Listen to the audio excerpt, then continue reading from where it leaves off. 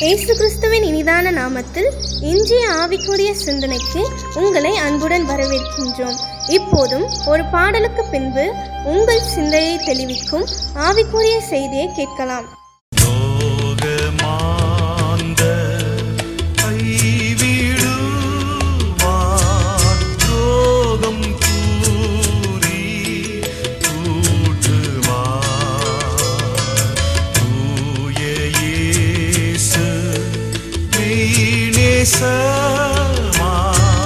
துன்பம் தீர்ப்பார்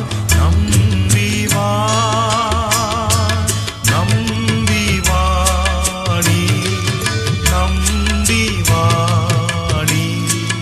இயேசு உன்னை அழைக்கிறார்.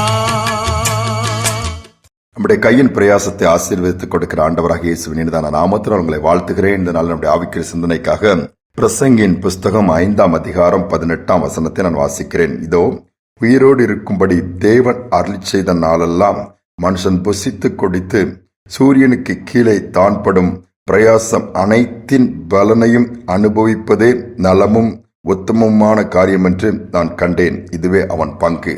பிரசங்கி தன்னுடைய வாக்கியத்தில் இதை எழுதுகிறார்கள். யோசித்து பாருங்கள். பூமியில் இருக்கிற நாட்கள் எல்லாம் நாம் பிரயாசப்படுகிற அதனுடைய பிரதிபலனை பெற்றுக்கொள்ள வேண்டும், அனுபவிக்க வேண்டும் என்று சொல்லிதான் அதில் எழுதுகிறான். ஆனால் இன்று பிரயாசப்படுகிறோம். நம்முடைய கையின் பிரயாசத்தின் பலனை இன்னொருவர் அனுபவிக்கக்கூடிய அளவுக்கு தான் அநேகருடைய வாழ்க்கையின் காரியங்கள் இன்றைக்கு இருக்கிறது. சங்கீதம் 128:2 அழகாக சொல்லுகிறது, உன் கைகளின் பிரயாசத்தை நீ சாப்பிடுவாய், பாக்கியமும் நன்மை உனக்கு உண்டாகும் என்று சொல்லி. கர்த்தருக்கு பயந்து நடக்கிற மனிதனுக்கு கர்த்தர் கொடுக்கிற ஆசீர்வாதங்கள் என்னென்று சொன்னால், கையின் பிரயாசத்தை அவர்கள் சாப்பிடுவார்கள், அதை பெற்றுக்கொள்வார்கள். அதோடு மட்டுமல்ல, தாங்கள் கடினமாய் உழைத்து அதன் மூலமாய் பெற்றுக்கொள்கிற நன்மைகள், அதன் மூலமாய் பெற்றுக்கொள்கிற வருமானங்கள், அதை அவர்கள் நிச்சயமாகவே அனுபவிக்க முடியும் என்று சொல்லுகிறார். இல்லாத பட்சத்திலே ஒருவேளை கர்த்தருக்கு பயப்படாமல் உலக பிரகாரமாய் போய் தங்கள் இஷ்டப்படி போகும் பொழுது நம்முடைய கையின் பிரயாசம் நமக்கு கைக்கூடி வராது என்பதுதான் வேதம் சொல்லுகிற உண்மை. நம்முடைய வாழ்க்கையை யோசித்து பார்ப்போம். இன்னைக்கு நம்முடைய கையின் பிரயாசத்தை நாம் நம்முடைய பிள்ளைகள் அனுபவிக்க முடிகிறதா?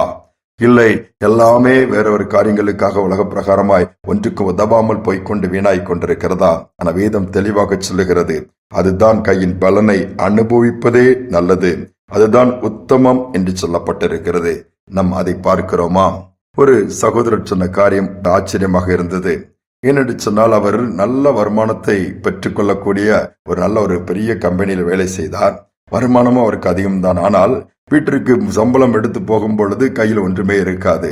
கடன்காரர்கள் காத்திருப்பார்கள். போற வழியிலே இந்த டேட்ல இதெல்லாம் கொடுக்கணும், அதெல்லாம் கொடுப்பதற்கு தான் சரியாக இருக்கும்.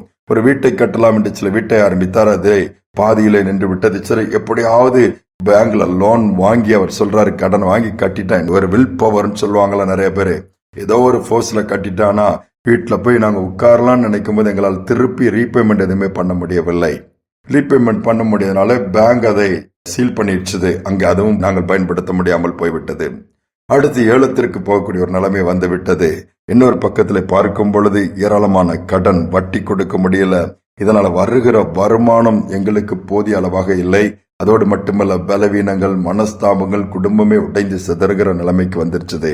இவ்வளோ பாடுபட்டு இவ்வளோ இல்லையே, எல்லாமே பொத்தலான பையில போடுறது மாதிரி இருக்க சொல்லி நாங்கள் கவலைப்பட்டு கொண்டிருக்கும் பொழுது ஒரு நாள் கையின் பிரயாசத்தை ஆசீர்வதிக்கிற ஆண்டவரை குறித்து கேள்விப்பட்டோம். எங்கள் வாழ்க்கை அவருடைய சமூகத்துல போய் அப்படியே நாங்கள் எங்களை ஒப்பு கொடுத்தோம். ஆலயத்திற்கு போய், ஆண்டவரே, ஒருவேளை நீர் எங்களுடைய கையின் பிரயாசத்தை உமால் ஆசீர்வதிக்க கூடுமானால் எங்கள் வாழ்க்கை முழுவதும் உமக்கு நாங்கள் நன்றி உள்ளவர்களாக இருப்போம் என்று ஜெபிக்கிறார்கள். கர்த்தர் ஆசீர்வதிக்க ஆரம்பித்தார்.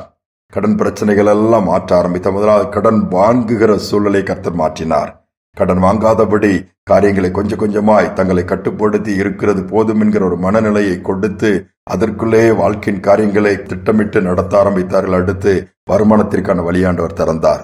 நடந்தது என்ன அவர் சொல்லுகிறார், இப்பொழுது எனக்கு கடன் கிடையாது, வருகிற வருமானம் வட்டிக்கு செல்வது கிடையாது, எங்கள் சரீரங்கள் இப்பொழுது பலவீனப்படுவதும் கிடையாது. என்னும் அதை தாண்டி இந்த பேங்குக்கு நாங்கள் கட்ட வேண்டிய பணத்தை கட்டி மீண்டுமாய் கட்டின வீட்டில் இன்னைக்கு குடியிருக்கிறோம் என்று சொன்னார்கள். இதுதான் வேதமும் சொல்லுகிறது. நாம் வீடு கட்டினோமானால் அதில் குடியிருக்க வேண்டும், நாம் விருட்சங்களை நாட்டினோமானால் அதில் கனியை புசிக்க வேண்டும். இதைதான் ஆண்டவர் எதிர்பார்க்கிறார். அதைதான் ஆண்டவர் செய்வார். ஆனால் நாம் அதற்கு தகுதியுள்ளவர்களாய் இருக்கிறோமா? பாத்திரவான்களா இருக்கிறோமா? இல்லாவிட்டால் நீ கையின் பிரயாசம் எல்லாம் நாம் கஷ்டப்பட்டு வேர்வை சிந்தி செய்யறதெல்லாம் வீணாய் விரதாய் போகும் என்று சொன்னால் கர்த்தர் பக்கம் திரும்புவோம். கர்த்தர் தான் கையின் பிரயாசத்தை ஆசீர்வதித்துக் கொடுக்கிறவர்.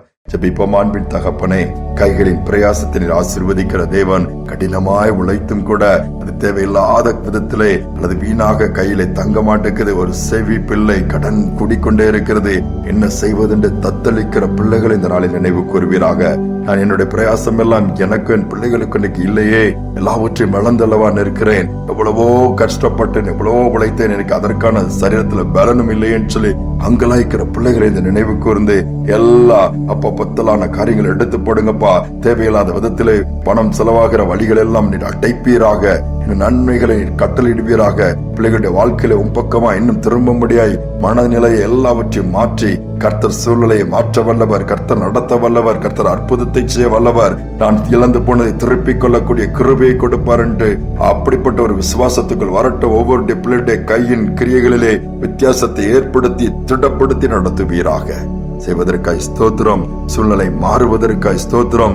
இழந்து போனதெல்லாம் திருப்பிக் கொள்வதற்காய் ஸ்தோத்திரம். அந்த நாள் முழுவதும் கரம் பிள்ளைகளோடு கூட இருக்கட்டும்.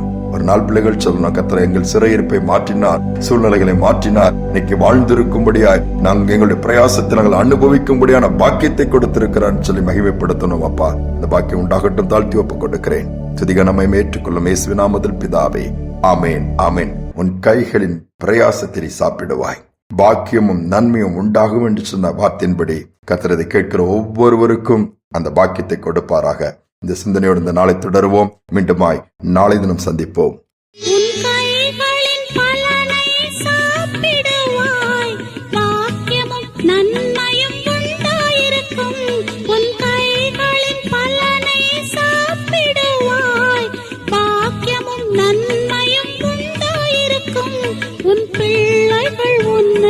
சுற்றிலும் இருந்து ஒலிவமர கன்றுகளை போலிருப்பார்கள்.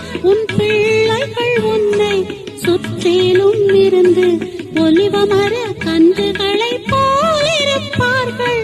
நன்னாள் இதிலே ஆசி கோர வாரும் தேவனே, நன்னாள் இதிலே ஆசி கோர